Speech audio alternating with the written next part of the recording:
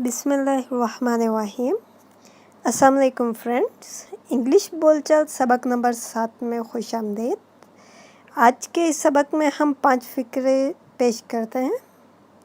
देखिए sentence number 1, क्या आप इंग्लिश बोल सकते हो? Do you speak English? Do you speak English? Sentence number 2, आपकी पसंदीदा डिश कौन सी है? What is your favorite dish? What is your favorite dish? Sentence number 3, मुझे आपकी कामयाबी की खबर मिली। I have received the news of your success. I have received the news of your success.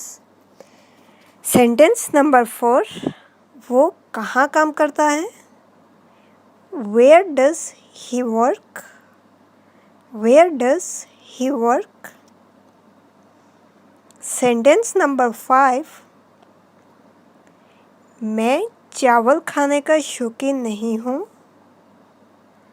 I am not fond of rice. I am not fond of rice.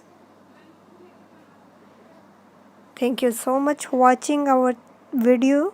Please subscribe friends our channel Sabeka. Take care. Allah Hafiz.